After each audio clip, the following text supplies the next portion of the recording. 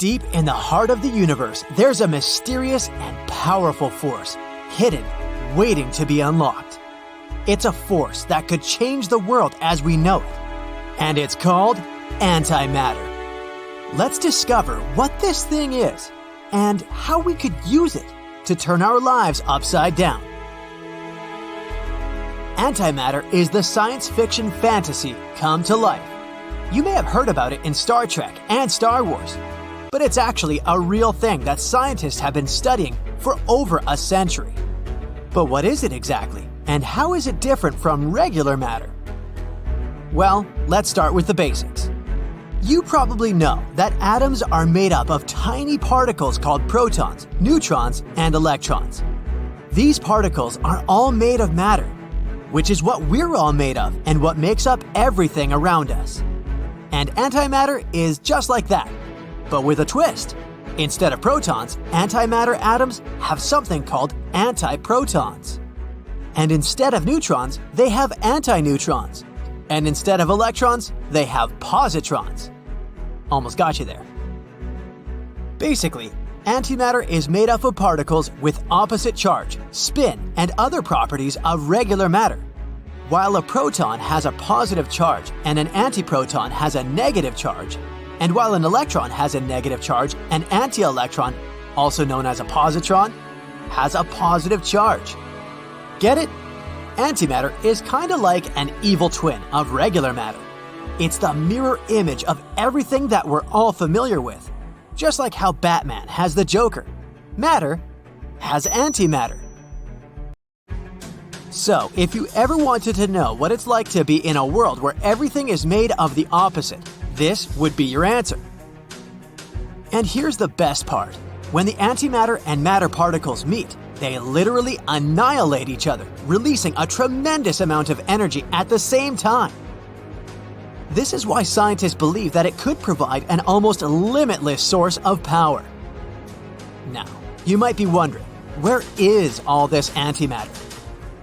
Why don't we have these antiparticles flying around and throwing crazy fireworks after every touch with regular particles?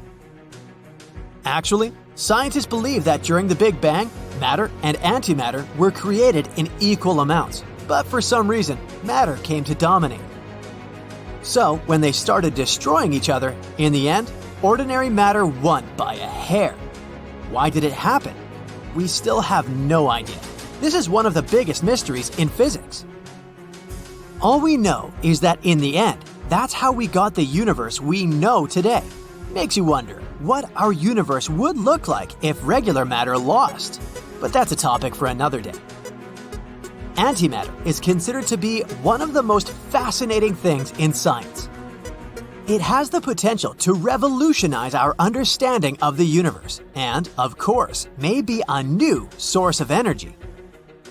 Imagine a fuel that could power a spaceship to the far reaches of the galaxy, or a power plant that could provide for an entire city. This is what we can get if we solve this puzzle. But how was antimatter even discovered? Especially considering that there was nothing left of it at the beginning of the universe.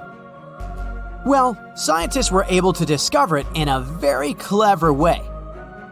First of all, we have to go back in time to the early 20th century. That's when a physicist named Paul Dirac predicted the existence of antimatter. He had a theory that for every particle of matter in the universe, there must be a corresponding antiparticle. This idea made a huge fuss at the time. But his theory was later confirmed experimentally. In the 1930s, another physicist named Carl Anderson discovered the positron, the opposite of the electron. It was the first known antimatter particle. And this discovery was a huge breakthrough in science. Scientists soon discovered more antiparticles, and it sparked a whole new field of study. Antimatter physics. We're still exploring it to this day.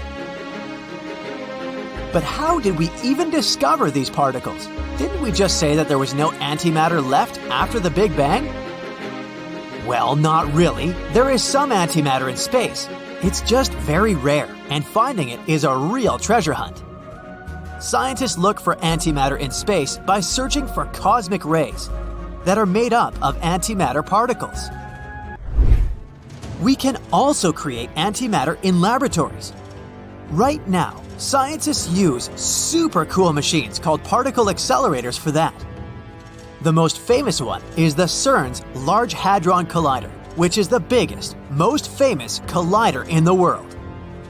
These machines shoot tiny particles at super high speeds. It's kind of like a cosmic game of billiards. When these particles crash into each other, they create antimatter particles. Then, they use special containers called penning traps to store the antimatter. It's like keeping a tiny supernova in a jar. Now, thanks to antimatter, we can change our entire world. Scientists have estimated that even just a tiny bit of it, like a couple of ounces, could give you the same energy as burning millions of gallons of gasoline. So even with a tiniest amount of it, you could power an entire city for a year. It's like holding the power of a star in your hand. That's why the scientific community is working on ways to use this superpower to make our lives better. They want to use it to make electricity, like we do with coal and natural gas. In the future, it could be used as a super clean and infinite energy source. They also want to use it to power spaceships so we can travel to other planets and stars. Imagine a rocket that could take us to the farthest reaches of the galaxy, powered by the energy of antimatter. Even a small amount of it could power a spacecraft for a very long time. And that's not all. Antimatter can also be used in medicine. Scientists are trying to use it to fight cancer and make images of the inside of our bodies. It's like a super tool that can help doctors in many ways. In short, antimatter is amazing and powerful, and now we just have to figure out how to use it. And here comes the catch. Even though antimatter is super powerful, but also super tricky to make and keep around. It takes a lot of energy to make even a tiny bit of antimatter. It requires incredibly high energy inputs, making it very expensive to produce in large quantities. These are also some other problems. For example, once we've got our tiny amount of antimatter, how do we store it? We can't just put it in a jar. Antiparticles are extremely unstable, and they're also attracted to regular matter like a magnet to a fridge. So, scientists have come up with some clever ways to store it, like trapping them in a vacuum or storing them in some incredibly strong magnetic fields. And even then, it's still a delicate and expensive process. These and many other reasons explain why antimatter isn't viable for large-scale production yet. If you were trying to fill up your car's gas tank with antimatter, it would cost more than a small country's GDP. But even though creating antimatter is an enormous scientific challenge, the potential rewards are huge. That's why right now, scientists are working on finding ways to produce and store it in a more efficient and cost-effective way. And if they succeed, it could become the new ultimate energy source. Antimatter research is a fascinating and rapidly evolving field. And who knows, maybe in the future, we'll be able to power our homes and cars with antimatter. Now that would be awesome. It's kind of weird, but mining finds are often some of the most exciting discoveries. Ready for a treasure hunt? Or maybe we can just take a look at what other people found, without leaving our comfort zone, you know. Tanzanite is a stone that's more valuable and expensive than diamonds. This gem was first discovered in 1967 in, the name probably gives it away, Tanzania. Tanzanite became popular after Tiffany & Company began to use it in their jewelry. The stone cost $200 to $350 per carat. This number isn't that high compared to other gems on my list, but experts say that the stone's price will rocket up in the next 20 to 25 years. Its deep blue-violet hue differs the gem from others. Plus, it can only be mined in one place on Earth. The next gemstone is red beryl. Although they're not as rare as some others, like black opal, it's hard to find gem-quality ones, and you can only come across red beryl on a mountain in Utah. Yet, with its few different shades of a darker red, This gemstone is one of the rarest in the whole beryl family. Prices for this red beauty can reach up to $10,000 per carat, but good luck finding it on sale. With their mesmerizing green hues, emeralds are quite popular. Most emeralds have minor imperfections, like me. On rare occasions, a natural emerald without any flaws appears on the market. It can be sold for jaw-dropping money. Oh, that would hurt. For instance, when the historic Rockefeller Emerald was auctioned off, the 18-karat gemstone was purchased for $5.5 million, which is $305,000 per carat. This way, it broke all records, being the highest price per carat emerald ever sold. Now, opal is a valuable multicolored stone, found mostly in Australia. The most common types are white, gray, and green opals. But here, I want to focus on the rarest one, black opal. Black opal has many colors in it, like a rainbow. And each time you look at it, you may see some other colors that you haven't noticed before. It's really hard to mine this one. There's no guarantee at all that you'll find it. This virgin rainbow opal is valued at $1 million and has become the world's most expensive opal. It was discovered in 2003 by John Dunstan. What's even cooler is that it was found inside an ancient cuttlefish skeleton. Who would think of looking there? This is a ring with the sunrise ruby. Its name comes from a poem with the same title written in the 13th century. What makes this stone famous, it's not its name though. It was sold in 2015 for $30 million, which made it the most expensive ruby ever. The buyer's identity was kept secret. Comment below if it's you. It isn't just gemstones that cost a fortune. Here is one of the most expensive metals in the world, rhodium. It's not as well known and popular as, let's say, platinum, but it is gradually becoming one of the hottest things on the market. 80% of the demand for rhodium comes from the global automotive industry, so it's wanted, but it's super rare. Annual rhodium production is around 30 tons. For comparison, gold miners dig up between 2,500 and 3,000 tons of this precious metal every year. Now, you can see why rhodium is so pricey. The term gold nugget makes me smile and feel hungry at the same time, because it's too close to chicken nuggets. Really? Yeah. Anyway, the world's largest gold nugget is now older than a century. Two miners found this huge chunk of precious metal in the gold fields of Australia in 1869. It weighed 214 pounds and was 24 inches long. The miners named it "Welcome, Stranger." These two people instantly became rich. In those days, you could turn into a millionaire overnight. Nowadays, we have Lotto. Very unlikely, but possible. One of the grandchildren of the miners said that when people heard her name, they always asked her where the gold was or if she was rich. She answered that she wasn't. In fact, she didn't have any jewelry made from the welcome stranger. Well, that's a shame. Imagine you're 12 and find a diamond worth $15,000 while you're walking in a park. This actually happened to Michael Detlef. He probably used all his luck in life that day. Of course, in a normal park, you can see trees, leaves, rocks, and so on. But in the Crater of Diamonds State Park, you can find a real diamond. This park is very special because it's where 8 of the largest diamond deposits in the world are located. And anyone, literally anyone, can just go there and search for diamonds. And it gets even better. The policy is finders keepers. So yeah, just go find yourself a diamond there. You might even turn out luckier than Michael Detlef, and he found the 5.16 carat diamond after less than a minute search. Have you ever seen the largest orange diamond ever sold at auction? Well, it was bought for $35.5 million in 2013. This is about $2.4 million per carat, which is the highest price per carat paid for a colored diamond at auction. Now, miners have recently discovered the largest pink diamond found in more than 300 years.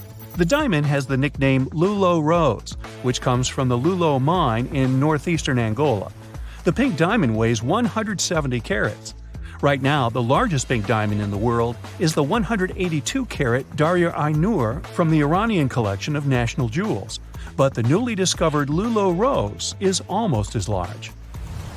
Pink diamonds are relatively rare, too.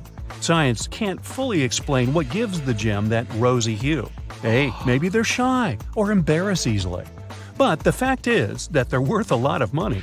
In 1999, miners in South Africa uncovered a rough 132-carat pink diamond, later called the Pink Star.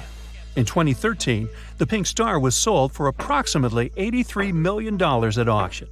This way, it became the most expensive gemstone ever sold. In 2000, miners found a gigantic jade stone in Canada, 18 tons. They wanted to keep the stone, but then they got a generous offer. The buyers wanted to turn the huge piece of jade into a Buddha statue. Eventually, the stone was carved into a statue weighing 4 tons. Now, you might be sitting on a fortune hidden under your house or in the backyard. Every now and then, people discover strange and valuable things on their property. This is what happened to a lucky gem trader in Sri Lanka. He had problems with the water supply, so he decided to have a well drilled in his backyard. Workers found a 2.5 million carat sapphire cluster there. It weighed more than 1,000 pounds and was worth around $100 million on the market. Well, that should fix his water supply. We talk about rare black opals, and I can't help but mention opal pineapple. It's one of the rarest and most fascinating types of opal. It's not a fossilized fruit or something like that, only the shape of this cluster of crystals resembles that of a pineapple. These opal pineapples are only found on the White Cliffs in Australia. Now, if there's a gold nugget, there should be silver nuggets too, right? And they do exist.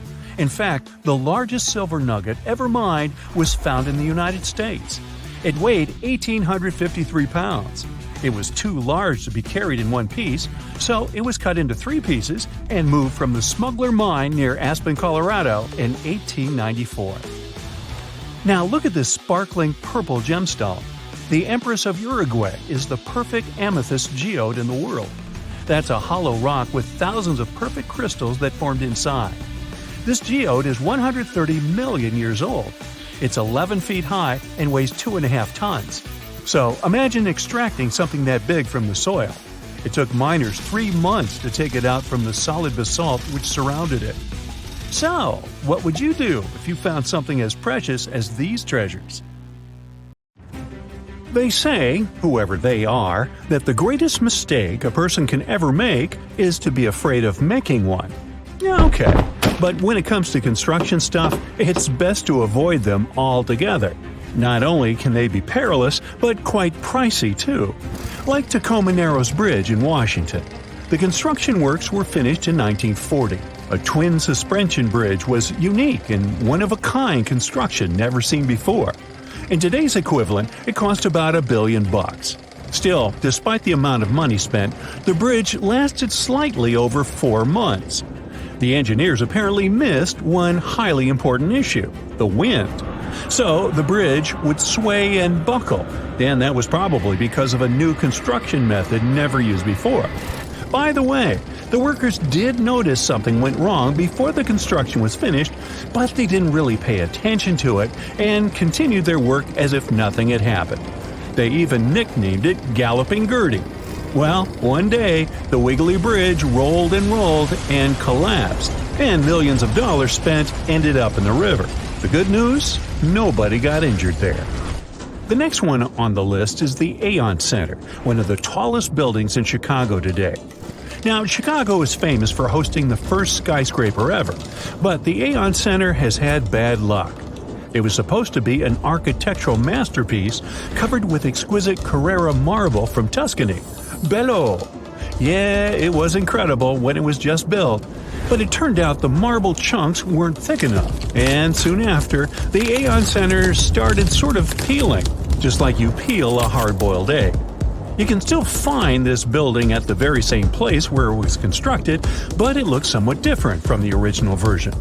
There has been a huge makeover in the 90s, and now there's granite instead of marble. Not bad. Still, the repairs cost $80 million. This does sound like a huge construction mistake. Well, the Aon Center may have looked like an egg for some time, but there's another building with a construction mistake that made people feel like an egg on a frying pan. The walkie-talkie structure in London cost over £200 million, but guess what? There's been a terrible engineering mistake. The glass facade had a peculiar shape as it was curved, and that was the problem, as it acted like a giant concave mirror that reflected and focused the light. Now, remember what a magnifying glass can do to the leaves if you catch the sun ray? This comparison can be a bit of an exaggeration, but people inside the walkie-talkie claim it was no fun inside with a scorching temperature of above 160 degrees Fahrenheit and charred carpets. They say the reflecting rays could even melt the cars parked nearby. The issue was solved thanks to an enormous sunscreen placed across the facade, which cost an extra £10 million. Now, picture this. You want to relax a bit in Las Vegas, and you book a room in a luxurious 55-story hotel. Hey, there's a spa, too. You know the whole building is worth $8.5 billion, and you're sure nothing can go wrong, ever. In fact, it can. This is Vidara Spa and Hotel, and it has the same flaw the walkie-talkie in London has. For an hour and a half at midday, an intense concentration of scorching light from the main glass building reflects the sun rays onto a single point in the pool area. And this ray is so hot it can singe hair and melt plastic. Yeah, I know there are places on Earth where hairdressers trim their clients' hair with fire. But in this case, it's not a beauty service, but a construction blunder. The curved glass surface acts as a parabolic reflector dish. Again, it's the same magnifying glass trick, but imagine the sun's rays going through a 55-story magnifying glass. Now, many stunning buildings have secrets or even construction mistakes behind them. The Sydney Opera House is no exception. Now, it's hard to believe that listening to the greatest operas of all time there, but the first people who spotted the mistake were the musicians. Thing is, they couldn't actually hear their own music because of the acoustical imperfections. So it cost 300 million Australian dollars to fix the issue. Now imagine you've paid $300 million for a building, but in the end, you got leaks, cracks, and drainage problems. The Massachusetts Institute of Technology doesn't even have to imagine it because this situation did happen to them. An architect, together with a construction company, created Stata Center. Usually, the MIT buildings are referred to by their numbers, but Stata Center is an exception. In 1998, Building 20 was demolished, leaving behind only the time capsule to be opened in 2053. To replace it, Stata Center, aka Building 32, was built. The design is quaint, and it sort of looks like a bunch of dancing robots. It got a lot of architectural criticism, too. Some people even describe it as an unfinished building about to collapse. The architect's firm claimed the construction problems were inevitable, but they still had to pay $15 million to make up for the problems. Now, back in 1971, in Boston, the Hancock skyscraper was supposed to be built, but it was delayed by 5 years. The initial price was about $75 million, but in the process of construction, it required more money, so the final initial price is $175 million, which roughly equals $850 million today dollars. The problem started during the excavation process.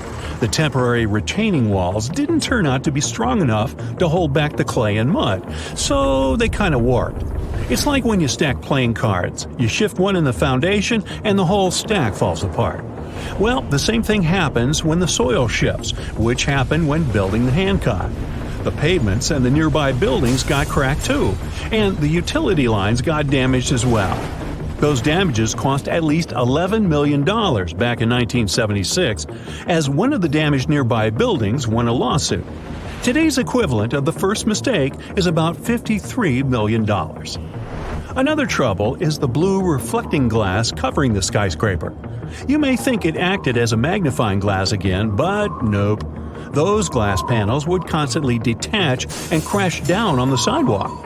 The stronger the wind was, the higher the chances that those panels would start falling down. So the police closed the nearby pedestrian streets once the wind reached 45 miles per hour.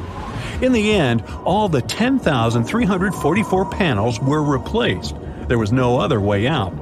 Eventually, all of them would have crashed down due to the thermal stress caused by air expansion and contraction. It required an extra $5 to $7 million back then to refurbish the building, which equals around $44 million in today's dollars.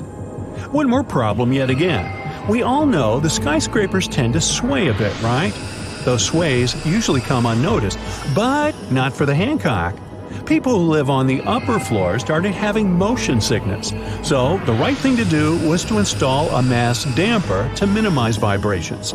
Another $3 million back then translates to $18.6 million today. In total, $966 million today's dollars were spent on the Hancock, almost a $1 billion disaster. The last, but not the least, is the Leaning Tower of Pisa. That's the kind of construction mistakes I like. Despite its bizarre tilt, it's one of the best-loved Italian landmarks. The reason for the tilt is simple.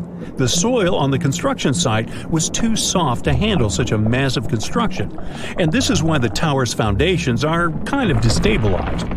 The historians claim it was clear the tower would lean when the builders got to the third story, but they didn't pay much attention to it and continued their work. Fun fact, the tower doesn't lean, it actually falls very slowly. So it's been falling since 1178, and each year it gets 1 to 2 millimeters closer to the ground. Still, in this list, this construction mistake is the only one that didn't require any extra money, but vice versa, brought a lot of extra money thanks to the countless tourists who come to see it each day.